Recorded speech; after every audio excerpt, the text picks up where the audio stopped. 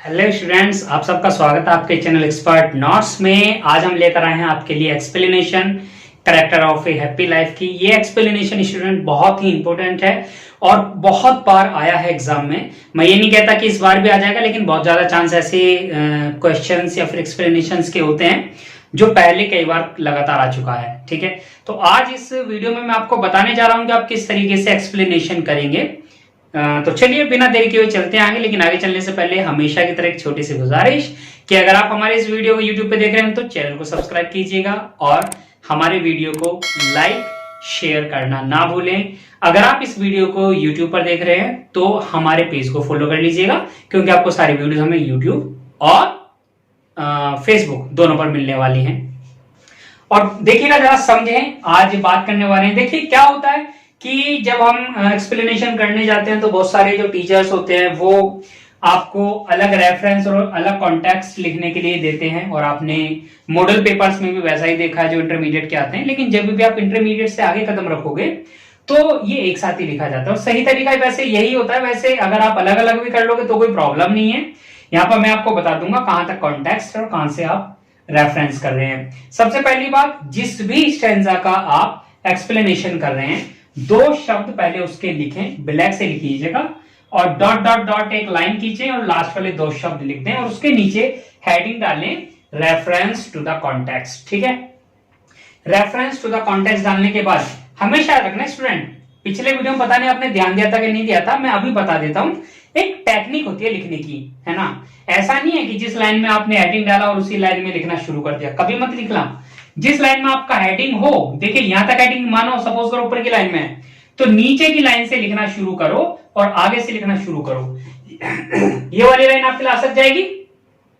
उसके बाद अगली लाइन बिल्कुल इसके सीध में नीचे से लेना शुरू करो। ये तरीका होता है लिखने का स्टूडेंट, है ना। जब आपका एक पैराग्राफ खत्म हो जाए, कहीं भी हो, यहां हो, यहां हो, वहां हो, कोई फर्क नहीं पड़ता है, तो पैराग्राफ खत्म होने के बाद नेक्स्ट जो पैराग्राफ है वो एटलीस्ट 5 जो लेटर्स होते हैं, मतलब एक बड़े से वर्ड की वो छोड़ दो, उचित दूरी छोड़कर लिखो, फिर अगला जो स्टेंजा बने उसी के नीचे से बनाने की कोशिश करो। ठीक, ये तरीका होता है लिखने का। चलो फिलहाल ये रेफरेंस है, दिस ब्यूटीफुल स्टेंजा। देखिए ब्यूटीफुल मैंने इसलिए लगा दिया है कि थोड़ा अच्छा सा लगे, ऐसा नहीं है कि इसे नहीं लगाएंगे तो अच्छा नहीं लगेगा।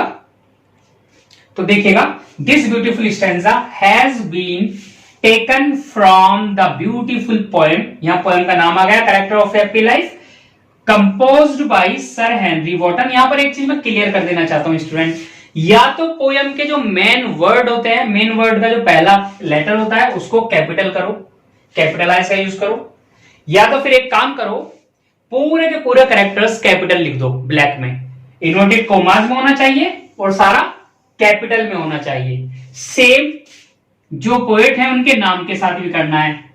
ठीक है, सारा कैपिटल में कर दो ब्लैक से लिख के। ठीक, तो उससे क्या होगा, वो अलग दिखेगा।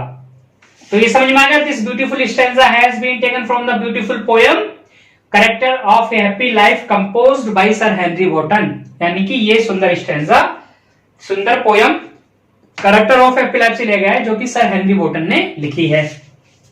अब इतना दिमाग में फिट कर लो, क्योंकि हर पोएम में यही यूज होना है, केवल और केवल आप चैप्टर का नाम बदल देंगे पोएम का, और उसके जो पोइट है उनका नाम बदल देंगे।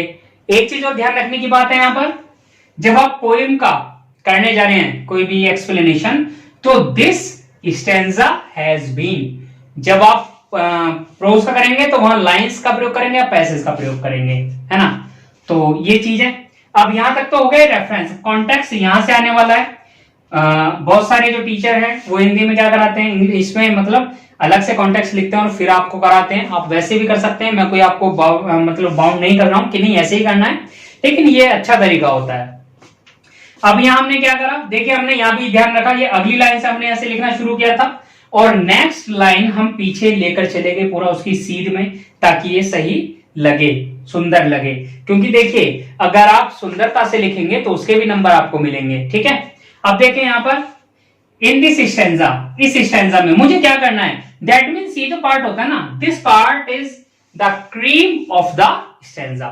स्टैंजा की क्रीम है ये पार्ट जो कॉन्टेक्स्ट है। मीन्स वो बोलना क्या चाह रहा है उसको आप एक लाइन में भी शो कर सकते हैं, 2 लाइन में भी शो कर सकते हैं, 2 से ज्यादा में मत कीजिएगा। In this stanza, the poet is giving a conclusion of a truly happy man. मतलब यहाँ पर पोएट क्या कर रहे हैं, पोएट वो हमें कंक्लूजन दे रहे हैं एक ट्रूली हैप्पी मैन का, यानी कि जो व्यक्ति सच में हैप्पी है उसका निष्कर्ष निकालने। पूरी पोएम में उन्होंने बताया कि एक व्यक्ति के अंदर ये गुण होने चाहिए, इन गुण के बाद वो व्यक्ति पूरी तरीके से हैप्पी हो जाता है। लेकिन अब यहाँ पर वो क्या कर रहे हैं, यहाँ पर वो कंक्लूजन दे रहे हैं, यहाँ पर उन्होंने निष्कर्ष निकाल दिया है। ठीक है, और क्या करें वो निष्कर्ष निकालकर, he says, वो कहते हैं that the man who is free from all hopes, fears and survivalence is really happy। क्या कह रहे हैं वो, कि वह व्यक्ति, वो कहते हैं कि वह व्यक्ति जो सभी आशाओं से, सभी भयों से और सभी प्रकार के बंधनों से मुक्त है, वही वास्तव में खुश है। यही तो है पूरी पोएम में, और कुछ है ही नहीं, यही पोएम है। अभी ये पूरा नहीं है, आगे कराएंगे और देखते रहें जरा।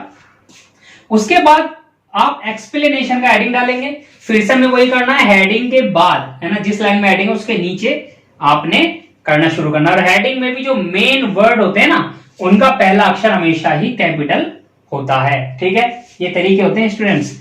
अब देखें, this is the concluding stanza, ये कंक्लूडिंग स्टैंजा है, कंक्लूजन निकल रहा है यहां पर, है ना। In this stanza, the poet says that the man who is free from chains of slavery is happy। यानी कि इस स्टैंजा में पोएट क्या कर रहा है कि जो व्यक्ति गुलामी की जंजीरों से फ्री है, गुलामी की बेड़ियों से फ्री है, वो खुश है।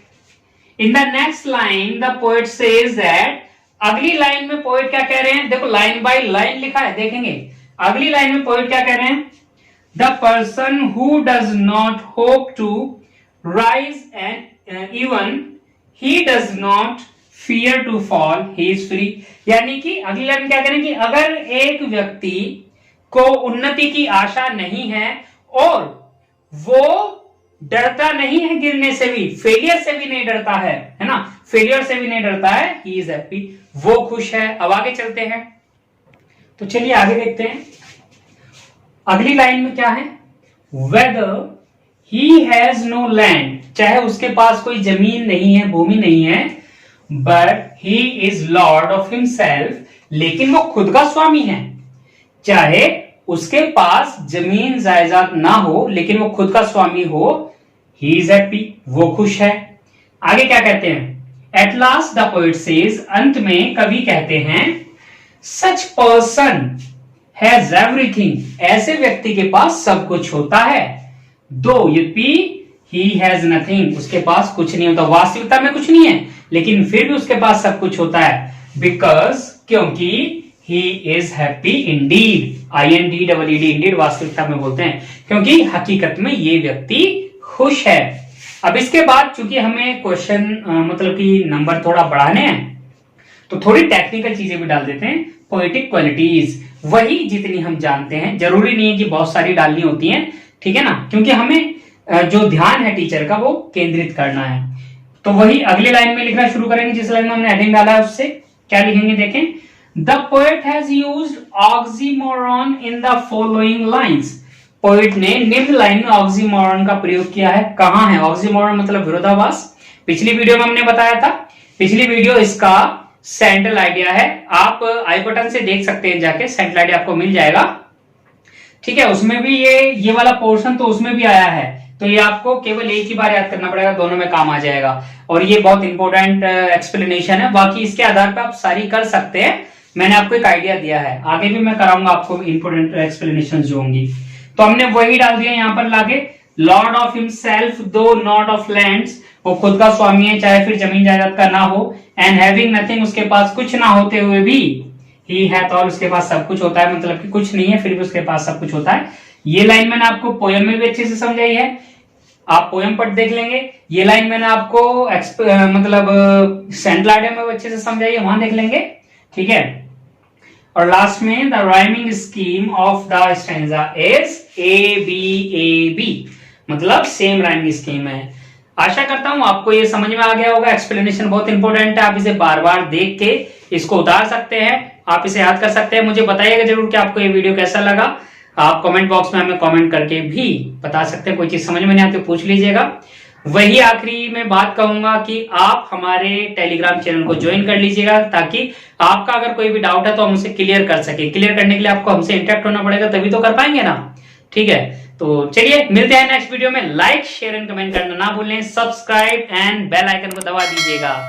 Thank you.